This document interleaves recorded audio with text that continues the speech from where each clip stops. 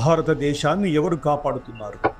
అసురులు భూమిని ఆక్రమించాలనుకున్నప్పుడు ధర్మం ఎక్కడ దాక్కుంది? ఈ ప్రశ్నలకు సమాధానం ఒకే యుద్ధంలో లేదు, ఒకే దేవుడిలో లేదు. భారతదేశాన్ని శివ కుటుంబం రక్షిస్తోందా?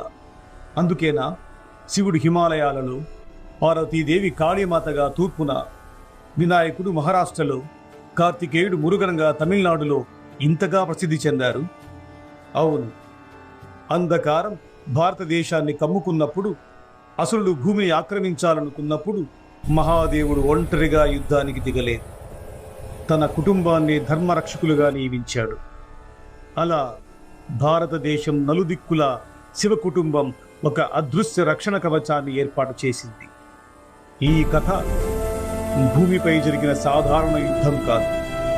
ఇది చైతన్యం, అజ్ఞానం మధ్య జరిగిన మహాయుద్ధం. ఉత్తర దిక్కున హిమాలయాల నిశ్శబ్దంలో కైలాస శిఖరంపై నివసించేవాడు శివుడు. ఆయన రాజు కాదు, యోధుడు కాదు, సర్వ సృష్టి చైతన్యం. కానీ అంధకారం హద్దులు దాటినప్పుడు శివుడు కదిలాడు. త్రిపురాసుర సంహారం. తారకాక్షుడు, కమలాక్షుడు, విద్యున్మాలి, ఈ ముగ్గురు అసురులు 3 ఆకాశ నగరాలను నిర్మించారు. వీటినే త్రిపురాలు అంటారు. ఆ నగరాలు 1000 ఏళ్లకు ఒక్కసారి మాత్రమే ఒకే రేఖలోకి వస్తాయి. ఆ క్షణంలో ఒక్క బాణమే వాటిని నాశనం చేయగలదు. అప్పుడు శివుడు భూమిని రథంగా, హిమాలయాన్నే ధనస్సుగా, విష్ణువుడే బాణంగా చేసుకుని ఒక్క బాణం విడిచాడు. ఆ బాణం నగరాలను కాదు, అహంకారాన్నే కాల్చివేసింది. ఉత్తర దిక్కు మళ్లీ ధర్మంలో నిలిచింది. అపస్మార సంహార తాండవం. ఇంకోసారి అజ్ఞానం అపస్మార రూపంలో లోకాన్ని కమ్ముకుంది. అప్పుడు శివుడు నటరాజుగా తాండవం చేశాడు. ఆయన పాదం కింద నలిగింది ఒక రాక్షసుడు కాదు, మన అజ్ఞానం. ఉత్తరం ధర్మంలో నిలిచింది. తూర్పు దిక్కున శక్తి కేంద్రమైన భూమిలో, అక్కడ కరుణే కాదు, ఉగ్రతకు పూజ చేస్తారు. ఆమె పేరు కాళీదేవి. రక్తబీజ సంహారం. రక్తబీజుడు అనే అసురుడు తన రక్తం భూమిపై పడితే 1000 అసురులుగా మారేవాడు. యుద్ధం పెరిగే కొద్దీ అసురుల సంఖ్య పెరిగింది. అప్పుడు కాళీ అవతరించింది. ఆమె రక్తం భూమిని తాకకముందే తాగేసింది.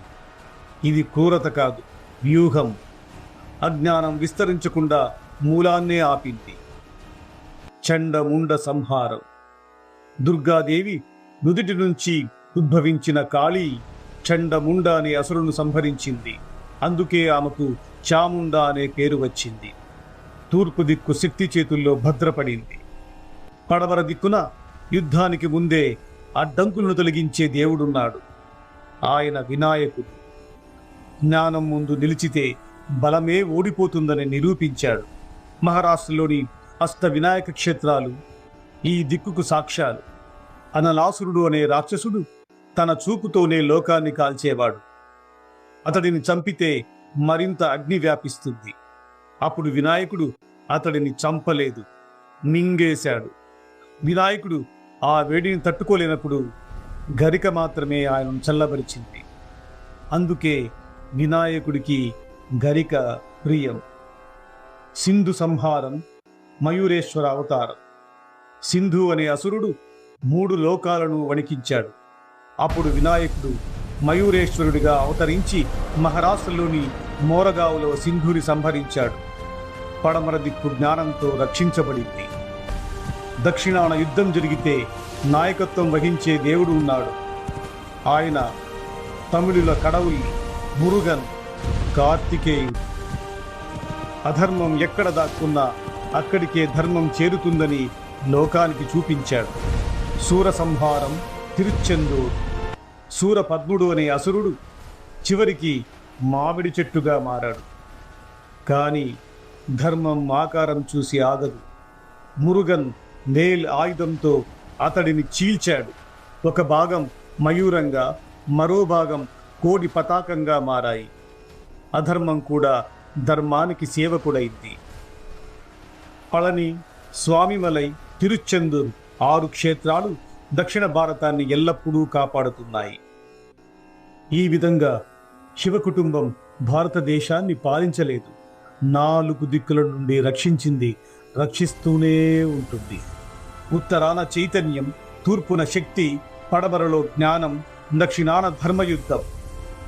భారతదేశమంతటా ఉన్న శక్తిపీఠాలు, స్వయంభూలింగాలు ఈ రక్షణకు ప్రత్యక్ష సాక్ష్యాలు. ఇది ఆలయాల జాబితా కాదు, ఇది భౌగోళిక కథ కాదు. ఒక కుటుంబం, ఒక ధర్మం, ఒక భారతదేశం. ఓం నమః శివాయ. ఓం నమః శివాయ. ఓం నమః శివాయ.